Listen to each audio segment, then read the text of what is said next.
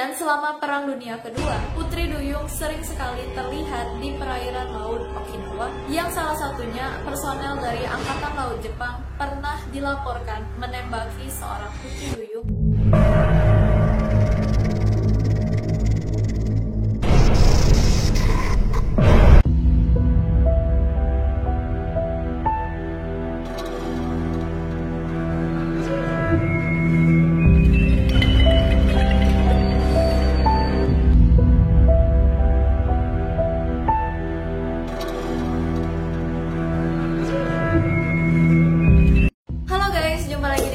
Hari ini kita akan membahas mengenai misteri dari makhluk mitologi yang sangat-sangat dipercayai keberadaannya serta masih menyimpan segudang misteri. Tapi sebelum kita mulai, buat kalian yang seneng banget main game, nonton video-video lucu dan video-video kompilasi, jangan lupa untuk cek channel yang satu ini.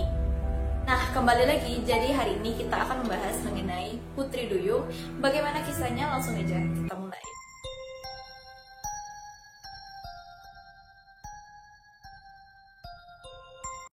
Putri Duyung adalah makhluk air yang memiliki tubuh layaknya seorang perempuan dari pinggang sampai ke kepala. Nah, sedangkan bagian tubuh lainnya dari pinggang sampai ke kaki menyerupai ikan. Nah, Putri Duyung ini adalah makhluk mitologis golongan separuh hewan, separuh manusia. Putri Duyung ini kerap sekali dikaitkan dengan hal-hal yang sangat berbahaya seperti banjir, badai, kapal karam, dan juga penenggelaman. Namun pada tradisi lainnya, Putri Duyung ini digambarkan sebagai makhluk yang sangat cantik, baik hati, pemurah, atau jatuh cinta kepada manusia.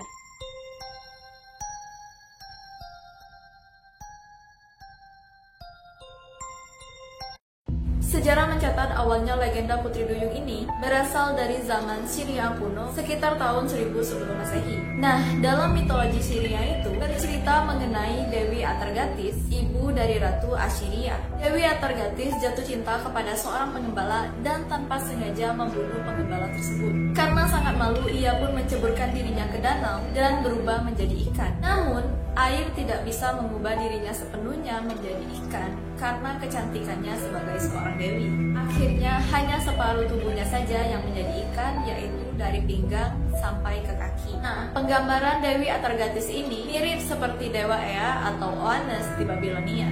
Di Babilonia, masyarakat di sana menyembah Putri Duyung atau Oannes yang dilambangkan sebagai Putri Duyung jantan sebagai dewa laut.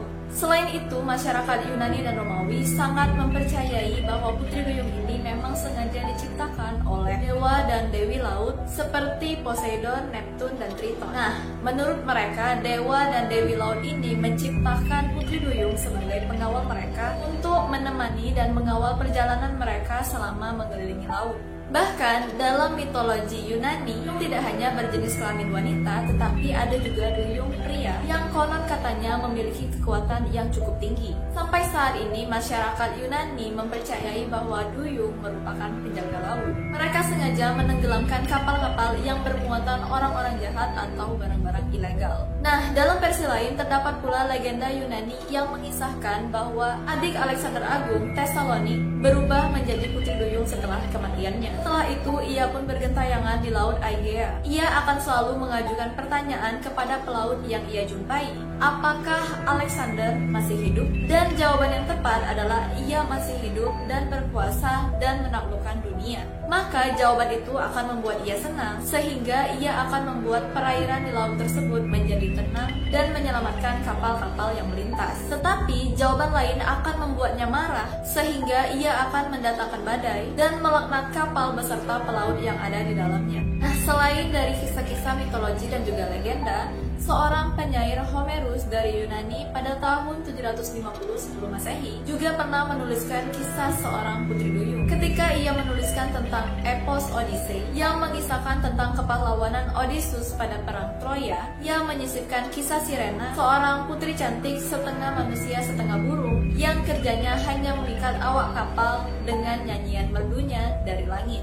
Nyanyian ini menjerumuskan kapal ke batu karang sehingga seluruh awak kapal tersebut mati tenggelam. Tetapi nyawanya tidak masuk ke dalam kayangan, melainkan masuk ke dalam kerajaan mermaid di bawah laut. Nah, menurut Homerus, Odysseus yang menjadi tokoh utama di dalam karyanya tersebut dapat selamat melewati tempat sirena karena sudah berjaga-jaga. Ia mengikuti petunjuk dari seorang penyihir yang menyarankan agar seluruh telinga dari awak kapalnya disumpal dengan lilin, sehingga mereka pun tidak bisa mendengarkan nyanyian pengikat maut tersebut. Nah, dari cerita inilah beredar kepercayaan bahwa di dasar laut terdapat makhluk setengah ikan setengah manusia di kerajaan air Poseidon. Selain itu, terdapat pula versi lain mengenai asal-muasal Putri Duyung ini dari negara Sakura, yaitu Jepang, yang sangat berbeda dari cerita-cerita sebelumnya. Di Jepang, dahulu kala ada seorang nelayan yang mengikuti kepercayaan Shinto dan mengikat janji kepada gurunya bahwa ia tidak akan memakan hewan. Namun, nelayan tersebut mengingkari janjinya. Ia pun membunuh banyak sekali hewan dan memakan daging-daging dari hewan tersebut. Sehingga, pada akhirnya nelayan tersebut dikutuk menjadi monster berbentuk setengah ikan yang hidup di dalam laut.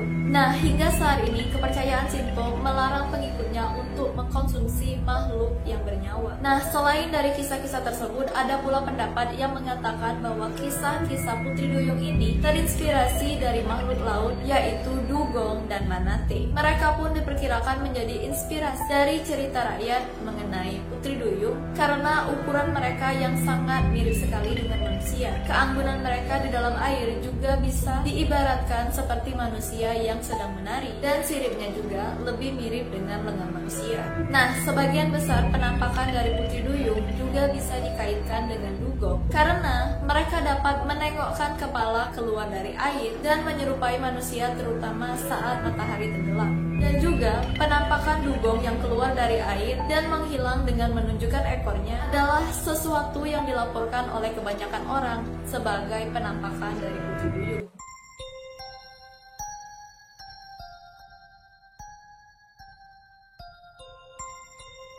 Oke, selanjutnya kita akan membahas mengenai Putri Duyung dari berbagai negara. Yang pertama, di Eropa, legenda mengenai Putri Duyung ini dikenal dari buku cerita dongeng karya Hans Christian Andersen yang berjudul The Little Mermaid. Nah, buku ini bercerita mengenai kisah duyung muda yang jatuh cinta kepada seorang pangeran yang ia selamatkan di tengah badai. Sedangkan di Rusia terdapat sebuah cerita rakyat mengenai Putri Duyung, yaitu Rusalka. Di sana, Putri Duyung digambarkan sebagai hantu dari gadis-gadis yang meninggal akibat dibunuh atau bunuh diri. Nah, Rusalka ini biasanya muncul dalam wujud perempuan berambut panjang berwarna hijau dengan kulit pucat. Rusalka biasanya datang pada tengah malam dan menari di bawah sinar rembulan sembari memanggil-manggil nama orang yang telah membunuhnya. Selain itu, di negara Tiongkok terdapat pula kisah Putri Duyung yang air matanya dapat berubah menjadi mutiara. Nah, kisah inilah yang banyak diadopsi menjadi alur cerita sinetron di Indonesia.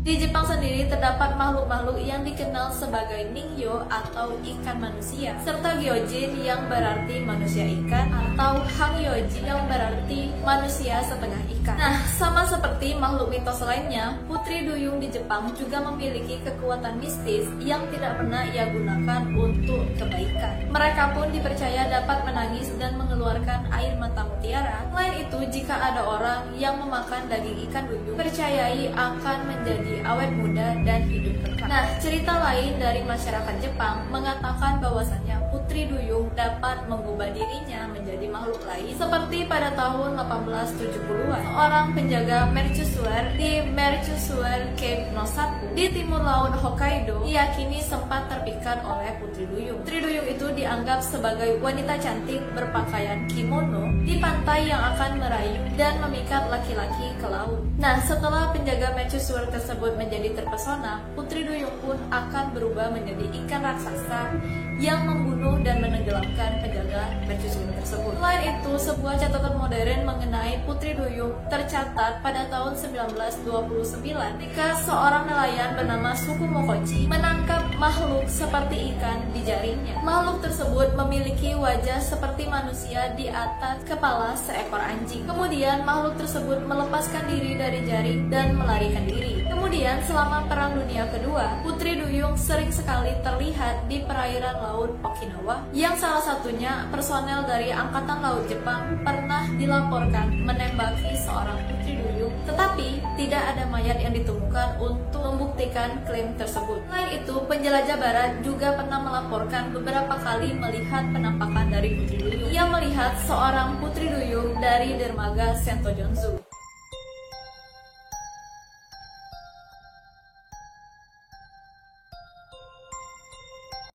Dalam kitab Ajuibah Az-Zarqani menerangkan istilah Putri Duyung yang disebut sebagai Atmiatul Bahr atau peri laut. Sedangkan dalam kitab Hasyiah Al-Bujairini disebut dengan Banatul Rum. Nah, dalam kitab Hasyiah Bujairini jilid 4 halaman 230, Ar-Rawiyani Asy-Syafi'i bercerita tentang para pelaut bahwasannya beliau Ar-Rawiyani jika didatangi oleh nelayan yang membawa ikan dalam bentuk seorang wanita, maka beliau meminta sumpah dari nelayan itu bahwa dia tidak pernah menyetubuhinya. Kan dalam kitab Haya Al-Hawayan jilid 1 halaman 46, manusia laut adalah hewan yang menyerupai manusia, namun dia memiliki ekor. Al-Qazwaini berkata, ada seorang yang datang membawa hewan ini di zaman kami dengan bentuk yang telah kami sebutkan.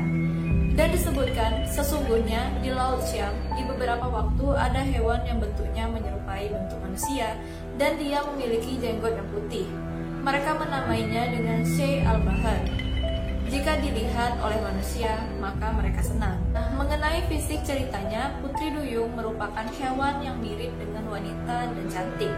Hal ini juga diterangkan dalam kitab Hasyiah Al-Bujairini jilid 4 halaman 230. Banat Arum adalah ikan di laut yang menyerupai wanita.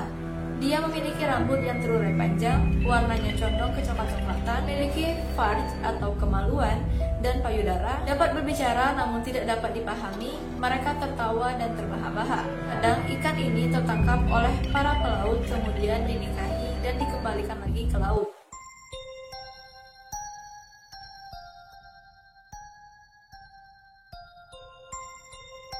Nah, keberadaan dari makhluk mitologis Putri Duyung ini juga dibenarkan oleh seorang pelaut terkenal yaitu Christopher Columbus. Dari jurnalnya, Columbus menuliskan bahwa ia pernah melihat 3 orang Putri Duyung yang melintas di perairan Laut Karibia. Columbus yang sedang dalam perjalanan menuju ke Rio del Oro mengatakan bahwa paras dari Putri Duyung ini tidak secantik yang dilukiskan, tetapi memang benar bahwa mereka memiliki pas seperti manusia.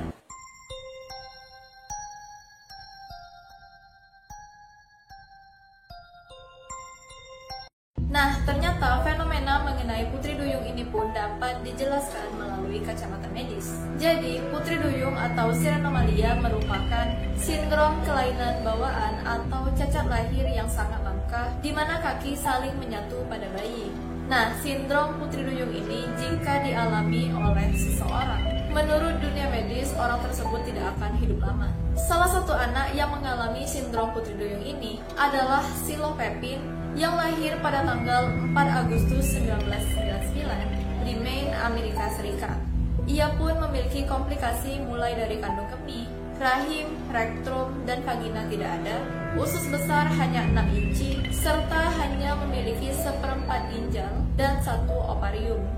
Nah, perempuan yang divonis hanya hidup dalam beberapa bulan ini nyatanya dapat bertahan selama 10 tahun. Namun, pada usianya yang ke-3 tahun, ia mengalami gagal ginjal dan berhasil melakukan transplantasi pada proses pertama. Lalu pada tahun 2007 dilakukan transplantasi yang kedua dan berhasil sehingga Silo dapat bersekolah di Consolidated Elementary School. Nah, semasa hidupnya Silo ini telah muncul di berbagai acara talk show sehingga pada tanggal 22 September 2009 diterbitkan dokumentasi mengenai dirinya dengan judul Extraordinary People Mermaid Girl. Lalu tak lama kemudian pada tanggal 23 Oktober 2009 Silo dikabarkan meninggal akibat pneumonia di Maine Medical Center, Portland, Amerika Serikat. Nah, Silo ini adalah satu-satunya penderita Sirenomalia yang tidak pernah memisahkan kaki siamnya.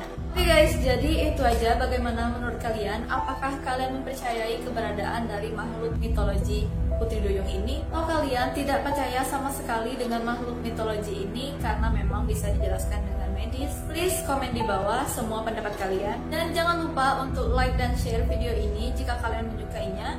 Dan buat yang belum subscribe, jangan lupa untuk subscribe karena subscribe itu sangat-sangat gratis, tidak dipungut biaya sedikit pun. Jangan lupa juga untuk mengaktifkan loncengnya agar kalian mendapatkan notifikasi ketika aku mengupload video baru. Sampai jumpa di video selanjutnya. Bye bye.